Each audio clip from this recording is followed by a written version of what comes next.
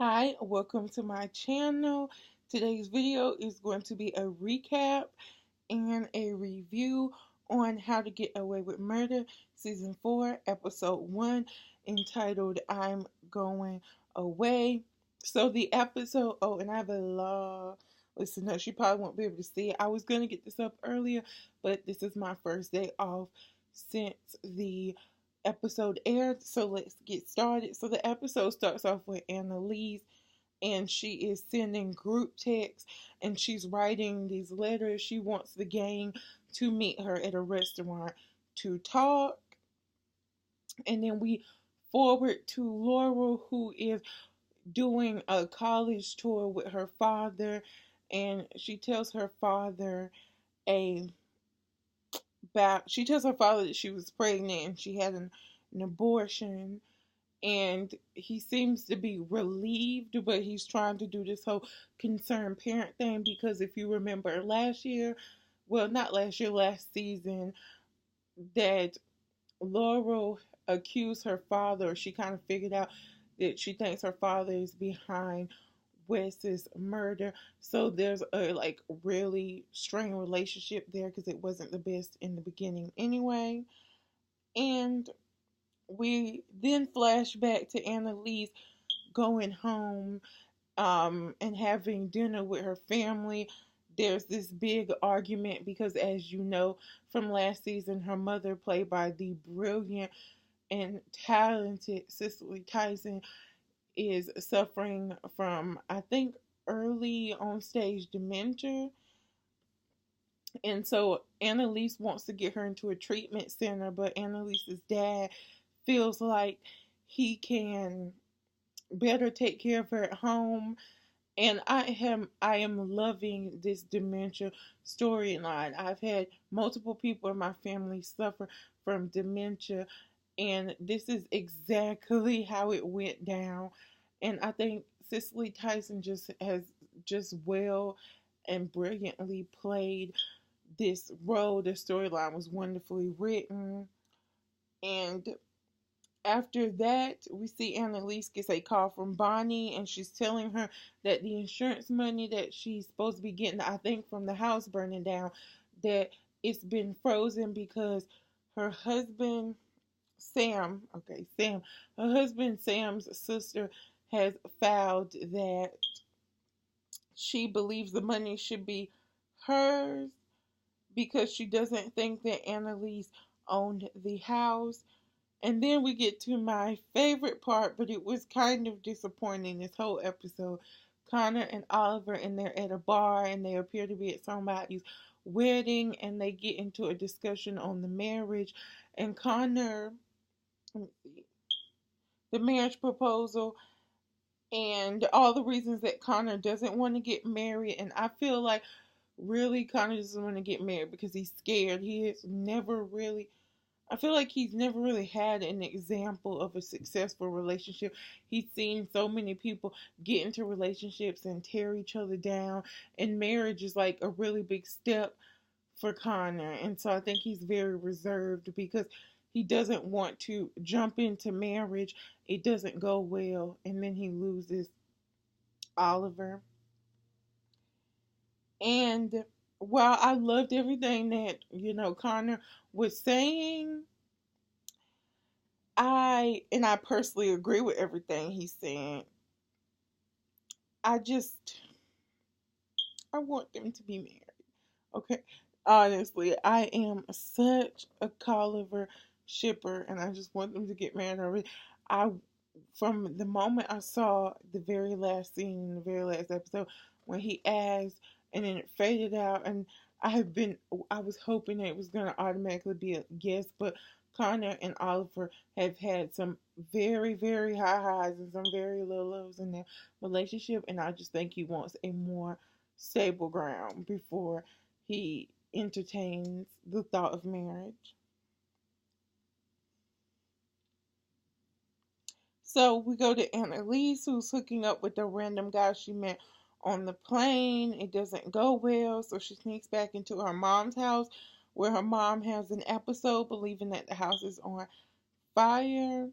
And then we go to Asher and Michaela, who are shopping for a bed. This was a really cute scene because Asher got jealous of the guy that was showing them the bed in the store.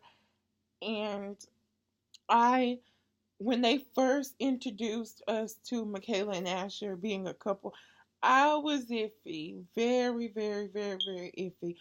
But for some reason, it just really works, and you wouldn't expect it to. And I think that's what drew so many people into this couple, is because Asher's like this really goofy, like rich, well, was rich guy, didn't have any problems prior to Annalise, and kind of sees the world, you know, with more openness. And Michaela is a black woman in America who's a little bit jaded by the things that she's seen and had to experience in life, and they just work. I really love the couple. And then Frank and Bonnie, briefly, we get a scene with them. Frank is trying to win Annalise back. I personally am just tired of Frank. He's like a kicked dog. He just keeps coming back and back and back. And I'm just like, get a spine and move on. Like, there's a lot of things that you've done to Annalise. She's not going, I don't think she's going to get over it. And there's a lot of things that you continue to do for her that put you at risk, and she is not even acknowledging you. Like, move on, do something else. And so let me see. Annalise has a talk with her sister. It's about dementia.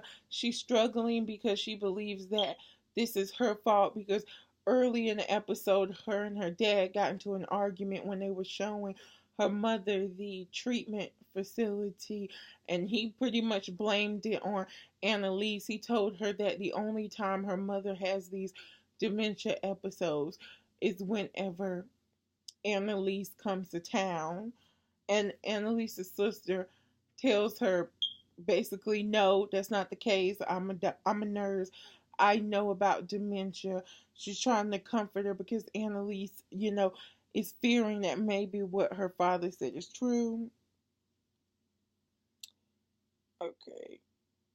And I just love this dementia storyline. I do have to go back. I'm sorry for harping on it, but it's so true because you see in this episode throughout it, Cicely Tyson's character has moments when she's in the present, she's clear, she has moments of clarity, and then she has moments where she slips into the dementia.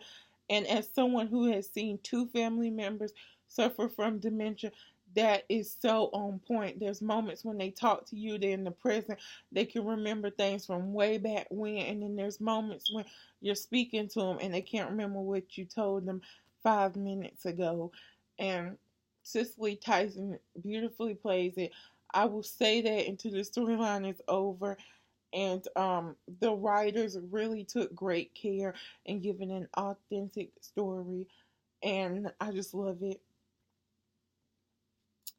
Then we go to Annalise, who's having her disbarment hearing, and the whole group finally meets at the restaurant where Annalise tells them that she is allowed to practice law still. She won her case at the committee. We also learned there that Laurel is having a baby. She lied to her dad. Not surprised. Many people know why. If you've watched, you know, last season, you know why Laura would do that.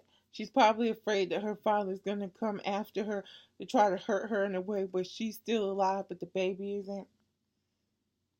And we find out the letters that we saw Annalise write at the beginning of the episode are recommendation letters. She is letting the whole group go, and she's sending them off with, like, I guess what she feels like is these highly esteemed letters where they'll be able to get into any school or any job through them.